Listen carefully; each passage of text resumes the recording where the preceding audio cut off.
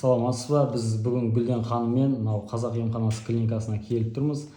Осында біршама елдер ем қабылдап жатыр. Қазақ емханасы және шығыс медицинасы арқылы өзіңізді таныстыра кетсеңіз және қайдан білім алдыңыз дегендей. Саламатсыздар ма? Есімім Гүлден Хамақызы. Өзім Қытайда Қытай медицинасын бітіргем. Бүгінгі таңда Шымкент қаласындағы Қазақ емханасында бас дәрігер болып жұмыс жасаймын. Мынау көптеген аурулар деп айтып жатырмыз, бірақ мен бұл жолы ең көп кездесетін сұраныстағы аурулар деймі, елдердің екінің бірінде кездесетін мынау грижа, шеміршек сырқаттары бар ғой, сол жайында қалай емдейсіздер, сол жайында сұрайын деп едім. Бұл грижа қазір жасталғамайды, бұрын көбінде үлкен кісілерде көп кездесетін еді. Қазіргі таңда жас балаларда да кездесіп жатыр, орта жастағыларда да, үлкен жастағыларда да, ер әйел демей, грижа ауруымен ауыратын кісілер көп. Грижаның жаңа белде, мойында болады. Бізде емдеу барысы әртүрлі. Салмақтысына қарай, енді пайда болғанына қарай емдейміз. Сонымен бірге системамен, ине массажбен, дәрігермен, шөп дәрілермен емдеу алып барамыз. Мынау өт толған, бауыр майланған деген, жаңа өт қисайған деген аурулар бар. Оларды да емдейсіздер ме? Иә, бұл өттің ауру себебін анықтаймыз. Кейбір кісілер бірден алдырып сауға жүгінеді ғой. Бұл өтті сұйылтуға болады, өттегі тасты түсіруге болады, өт қабықтарын да қабынуды кетіруге болады. Дәрі система арқылы, оны да массаж арқылы да солай өт ауруларынан айығуға болады. Көпшілігімізде қазір кездесетін гайморит және ангина дейтін мынау бастағы, тамақтағы аурулар, осыларды да емдейсіздер ме? Себебі қазір ангина асқынып кетіп, жаңағы іріңдеп жататын жағдайлар бар. Соларда. Иә, бұл гайморит түрлі себептерден болады. Кейбіреуі тума, мұрын, жеміршек қабықтарының қабынуында, сонымен жаңа тыныс алу жолдарында болатын аурулар болады. Енді бірі аллергия арқылы, реакция арқылы пайда болады. Шөптен, шаң тозаңнан болған кезде гайморит асқынатын түрі болады. Оның да жаңа себебін анықтаймыз. Сол үшін түбегейлі жаңа қанда тұрған инфекцияны жойып, аллергиясын жойып емдейтін түрі болады. Бұл гаймориттен бір уколмен де жақсы болып кететін кісілер бар. Жақсы. Мынау ұйқы безінде осы дұрыс гормон өндірмеу нәтижесінде мынау қант диабет дейді, сусамыр, сахарный диабет болып жатқандар, олар сіздерге келсе ем қабылдай алады ма, және осыларды емдеумен айналысасыздар ма? Иә, бұл жерде сахарға бірден сахар деп ем қабылдайды да, ол кезде кейбір кісілерде ұзақ уақыт пайда болады. Сахар жаңа 30-ға, 40-ға көтерілетін, тіпті өте сахардың дозасы шектен тыс асып кеткен кісілер болған.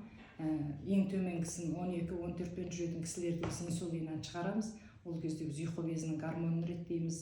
Сол арқылы сахарға инсулиннан шығарып, таблетка арқылы сахардан шығаруға болады. Ол кезде ұйқы безінің гормонын реттеп, екеуін бір жолда емдеуге болады. Қазір, дәл қазіргі уақытта вирустар жүріп жатыр дейді, оны кор, қызылша, бөртпе, қышыма, тері аурулары бар жалпы. Өткенде мен өзім жаңа қызылша шығып кетіп, осы жерде ем алғаным бар, сол жайында айта кетсеңіз. Елдер көбісі емін таба алмай, жаңа температура түспей, сондай қиналып жатыр. Сол жайында айтсаңыз, қалай емдейсіздер, қанша күн ем қабылдайсыз? Мен енді өзім 3-ақ күнде аттай болып кеттім деймін.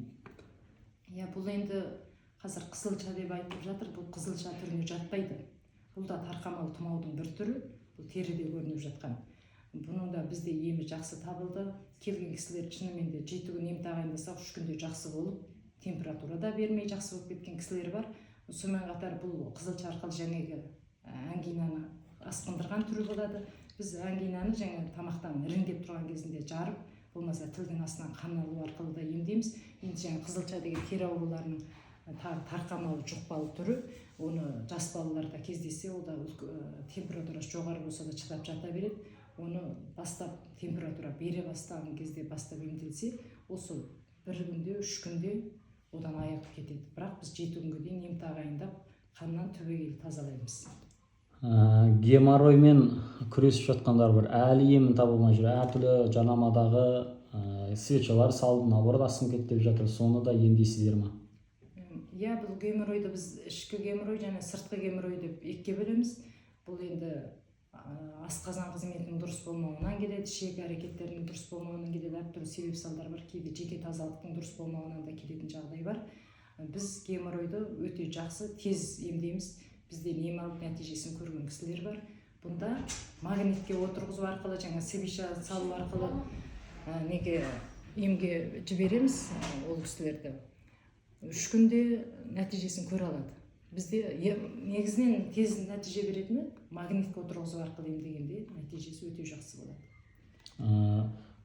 Бұл қазақ емханасы клиникасы түрлі ем шараларын қолданады.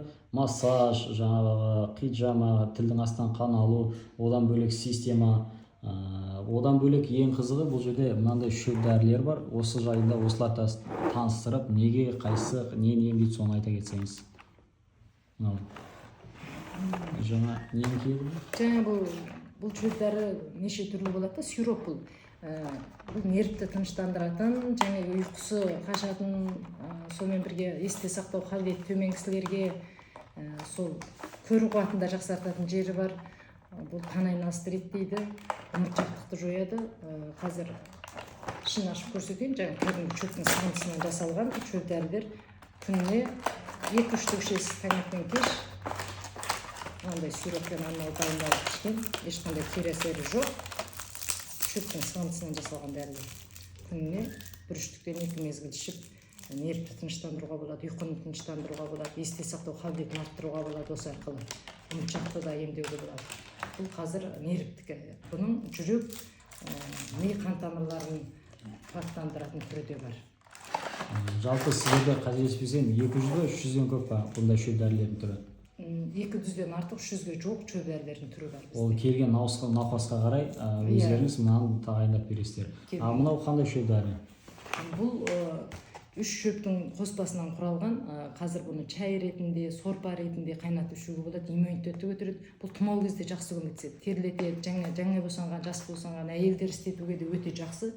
Семья бойынша кім мен аурумын, ауру емеспін демей, иммунитет көтеру үшін балада, үлкен кісілерде іше беруге болады. Бұның иммунитет көтеретіні, қан айналысты жақсартатыны сондай ролы бар. Бұл төмен температурада сақталып тұрады. Шөптің қоспаларынан жасалған, кәдімгі ішін ашсаңыздар иісі де мүңкіп тұр. Сондай сорпа ретінде істететін, чай ретінде істететін дәрі. Бұны жеке сатып алса қанша болады бағасы? Осы бір қалтасы 5000 теңгеден, бұны 10 күнге дейін ішуге болады. Ал мыналар қандай? Мынау арықтататын қомамды? Бұл кофе, кәдімгі жаңа ашып көрсетеді. Бұл кәдімгі өздеріңіз ішіп жүрген 3 қоспа кофе сияқты кофелер. Осыны суға езіп ішесіз, күніне 1-3 қана ішесіз таңертең.